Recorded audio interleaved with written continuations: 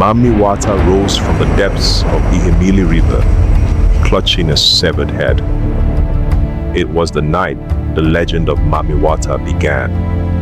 They say the terrifying African water spirit is beautiful enough to steal a man's soul and cruel enough to never give it back. She waits in the river, hair glistening, voice sweet as honey, eyes sharp as blades. But she wasn't always a monster. Once, she was Adaora, Oha's beloved jewel.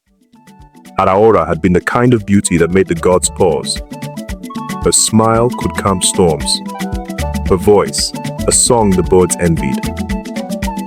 She was the last daughter of the great warrior, Ikenga, one of those who fought to recover their lands from Umochi. She and her mother, Ikenga's third wife, shared a special bond. They could often be seen gossiping like two friends, maybe because Adaora was her only child. The child who wiped away the tears of barrenness from her mother's eyes. Adaora was talented with her hands. She wove baskets in front of her father's colorful hut, sometimes selling them, more often pressing them into neighbors' hands for free. "May the gods bless you, Adaora," they would say. "You are the reason our land prospers." Men came from near and far with gifts, goats, beads, even bolts of imported cloth, begging for a hand. But Adaora's heart was already spoken for. His name was Ikena. They met on a crowded market day when Adaora, balancing baskets, nearly stumbled into a meat stall. Strong hands caught her before she fell. "Careful," he said, smiling. "The market will swallow you whole if you let it." She laughed into his eyes. "They can try, but it seems I have guardians who will not let that happen." She didn't know then that she just met the man she would burn her life for. They became inseparable. Adaora glowed under Ikena's love. He was handsome, sculpted in the way that made every woman swoon. He was kind, hardworking. He made her feel alive, showered her in sunshine. Merely looking at him filled her. When they touched, sparks ignited in Adaora's very soul. Each time he finished trading in the big market, they would sneak off together, laughing in each other's embrace. But fate had cursed their love before it began. For Ikena was from Umochi, and Oha and Umochi had been enemies for generations. What had once begun as brotherhood had fractured into stolen lands and dead bodies. Now, the two villages lived in forced peace. Amadioha forbid it. Her parents would curse when they saw the couple, especially Ikenga, who had lost comrades in the war. Adaora's mother, Akachi, knew her daughter's stubborn heart. And so, one moonless night, she went to A.S.O, the chief priest. "The gods will not bless this union," he told her, "but they will bless her. Bring Adaora to the shrine. The rest is simple." Akachi returned, with a lie ready on her lips. "A.S.O wishes to bless you and Ikena," she told Adaora. "He will give you the gods' favor." Relieved, Adaora gathered gifts, yams, chickens, and on Ori market day, walked with her mother through the dusty forest path.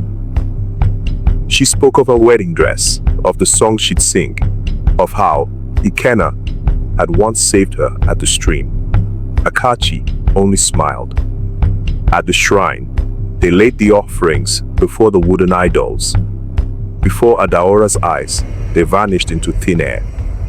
Her voice, deep as thunder, rolled over her. "You belong to the gods now. No man shall touch you." Adaora turned to her mother. "Mama, what is this?" "Answer the gods," Akachi said softly, hiding a secret smile. "It will save us from shame." "Why? Why does it have to be me?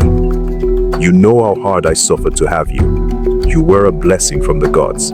It is only right that we return it," Akachi said, only half lying. You must come of your free will, A.S.O added. But Adaora's voice was like steel. Number I will marry Kenna.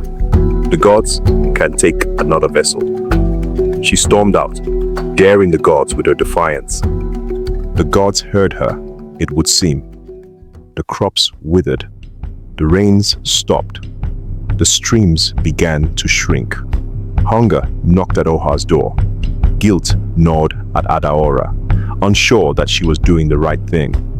She cried to Ikenna. A.S.O only wanted her for himself. She feared for her life if she gave in to the shrine. But the people's sufferings haunted her. Whispers turned to shouts. Adaora had cursed them. Children threw stones at her in the street, bleeding and bruised. Adaora had just entered the compound when she spotted the chief priest's intimidating figure. She hid at the entrance of her hut and listened, unknown to her mother and A.S.O. Her mother begged, "She has suffered enough. You must stop now, please." Adaora's ears snapped to attention. A.S.O thundered, "Never threaten me. Otherwise, your daughter will learn about the part you played." Her mother shrank back. "It was only supposed to be a trick. I didn't think you would kill all our crops. When you came to me as the third wife of Ikenga, without a single child, I never questioned you before blessing you with her." Akachi's lips quivered, but remained shut. "Tell Adaora to present herself, or the worst is coming for her." With that, the leering A.S.O was gone. Adaora couldn't believe her ears. A.S.O had planned it all with her mother. The woman who was once her lifeline became a stranger in her eyes. First thing in the morning, she went to the village square to clear her name. No one listened to her plea. They mocked her and shoved her down. She begged them to hear that all of it was planned by a desperate mother and A.S.O, but no one paid attention. Oha, once loving to, tore her to shreds. Ikenna took her hands in his. "Adaora, maybe you should obey them. We can love from afar. At least you'll be safe." She pulled away. "Number, if they want me pure, then I will give them the opposite. Meet me at my hut tonight. I shall be waiting." That night, she took Ikenna to her bed. Days later, Akachi's scream split the air. She found her daughter kneeling beside Ikenna's lifeless body, rocking him, tears blinding her eyes. "He's gone, Mama," she sobbed. "They took him from me. You took him from me." Her grief twisted into rage. She stormed into the forest, tearing down idols in the shrine, splintering wood with her bare hands, until her body seized, and darkness swallowed her whole. When she woke, there was another voice in her head, ancient, cold, and hungry. Rain began to fall, heavy and unrelenting, drowning the parched land. The people rejoiced, but Adaora's mind was fixed on one thing: vengeance. Days passed, and the rain would not relent. The ancient voice in Adaora's head screamed for blood. She had taken on a vicious spirit when she crashed the shrine. A.S.O would sacrifice goats to the god aching inside her, but nothing was enough. Soon, A.S.O realized he had no control and tried to turn the people against her once more. Adaora bided her time until it was perfect. Then she confronted A.S.O, the man who had stolen her life. On and on, their fight raged. Oha people, fearing for their lives, ran into their huts, only to be chased out by the strange snakes. Finally, Adaora subdued A.S.O. "You wicked, soulless beast.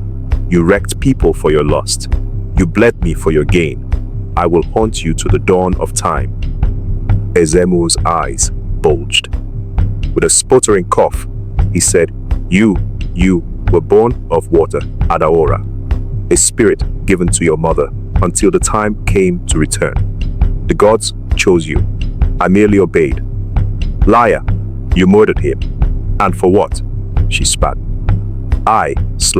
No. I only made him an offer. Enough gold to last his bloodline for generations. Look, behind you. Adaora froze. Footsteps. She turned, and there stood Ikenna, alive. Adaora, he whispered, unable to look her in the eyes. First, she flew into his arms, disbelief warring with the sight before her. It really is you, she gasped, touching his skin, his body. Yes, and you must stop now, Adaora. People are suffering.